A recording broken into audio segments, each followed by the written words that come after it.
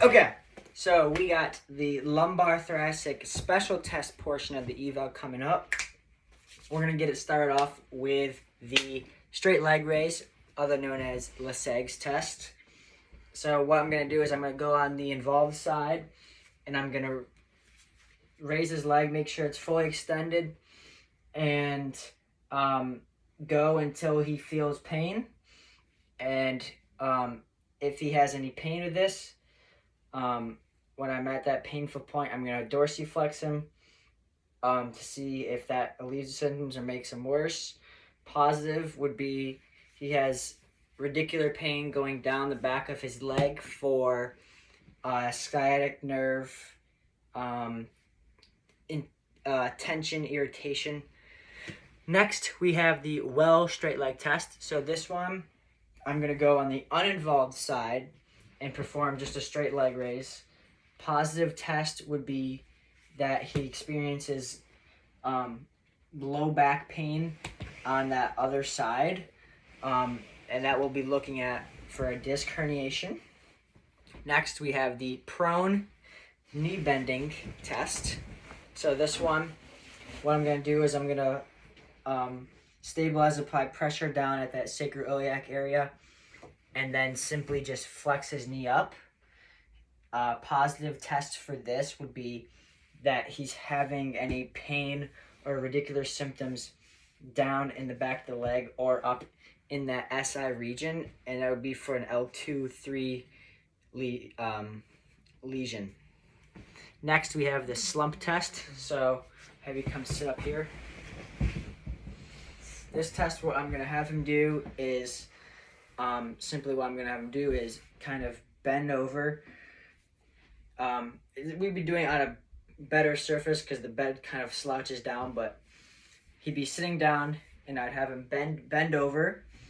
Then I'd have him flex his neck and then extend his leg. And if he has any, and then once he does that, I'll have him dorsiflex his ankle. Positive sign is if he's having pain or radicular symptoms down the back of his leg. Could be looking at disc herniations or some nerve root impingement in that.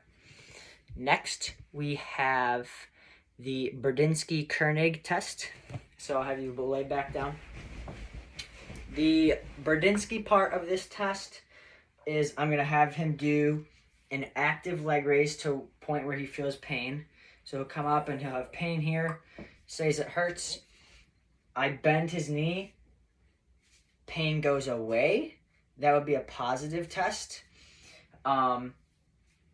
For Koenig's, what I'll have him do is I'll have him do an active raise, but I'll have his head flexed. And if when he flexes his head, the pain goes away, that's a positive test. These look for the Koenig's one specifically looks for problems with the dural sheath, whereas Koenig's is looking for nerve root impingement because of a bulged disc. We have the Valsalva mover. This one, I would have him sitting on the edge of the table, and I would just have him cough, like get this really deep cough. Positive would be if he had any pain with that, and what it tests for is the interthecal pressure that could possibly be a cause of a disc herniation. We have the bowstring or the cram test. So this one is kind of similar to the Burdinsky. I'm going to have him do an active raise till he's pain. I'm going to flex his knee, pain will go away. Then what I'm going to do is I'm going to come in here and I'm going to apply 2 thumbs pressure up in the popliteal fossa. And if that initiates the pain again, be a positive for sciatic nerve tension. Next, we have Milgram's test. So this one, he's just going to be laying there, and I'm just going to have him do an active raise of both legs and just hold it up a few inches off the ground here. Oh, okay. Just like there, hold it. And if he's unable to do this for around 30 seconds or it's painful and then the legs just drop, this would be looking at a possible disc herniation. Next is the stork test. So this one I'm going to have you stand up. And what he's going to do is face this way. I'm going to have you go on the one leg that is affected on that side. And you're going to lean back. And if he has, I'll just stand behind him. So if he's leaning back and he has pain with just leaning back, that would be a positive for spondylolisthesis. And then if he has the rotation pain, then that's a positive for spondylolisthesis. So pain. So if he has just pinpoint pain in the back, that's spondylolysis. Rotation pain, spondylolisthesis. Next is Hoover's test. So this one is looking for a malingering patient. He's faking it. What I'll have him do is I'll be cupping him, and then I'll have him say, lift up your right leg. And if he says, I can't do it, or I feel that pressure, I don't feel the pressure on the opposite hand, then I know that he's faking it, and that'd be a positive test. Gaislin's test. So this one is going to be looking for SI joint dysfunction. I'll do this one side lying. So I'll have you flip over side lie. No, side lie. Yeah. I'm going to have you bring this leg up, and you're going to hug it. Hug your leg. And what I'm going to do is then just bring this leg backwards, making sure his pelvis is stable. And if this is going to cause that twisting of the SI. So if he has pain back in the back here, it'd be positive for SI joint dysfunction. We have Gillette's test. So this one, he's just going to be standing up. I'm going to locate his PSIS. And once I have these located, I'm going to have him flex his hip. So flex your right hip. Bring your right knee up to your chest. And if they stay at the same, if the PSIS stays at the same level, that'd be a positive for hypomobility of the sacrum or sacral fixation.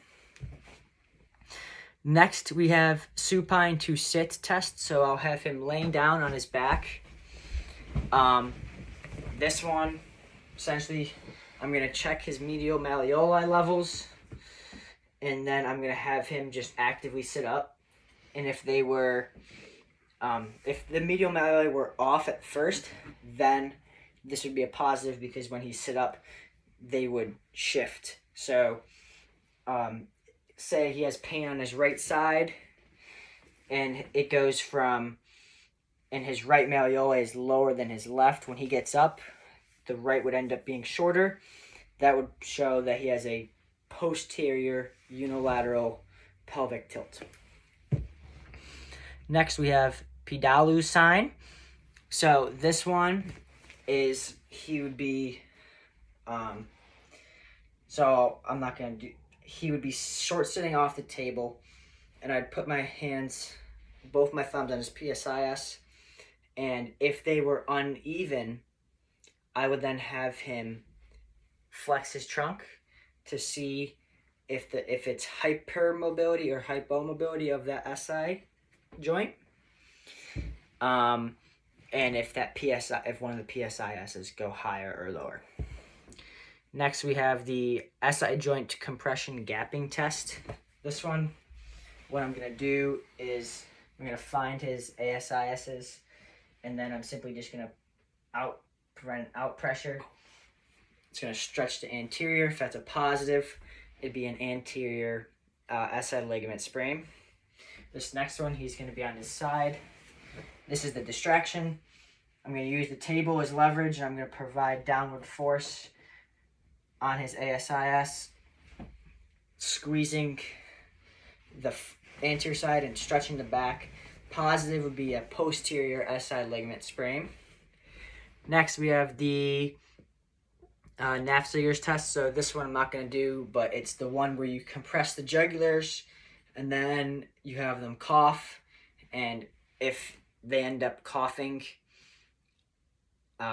it would be due to the interthecal pressure, possible disc herniation.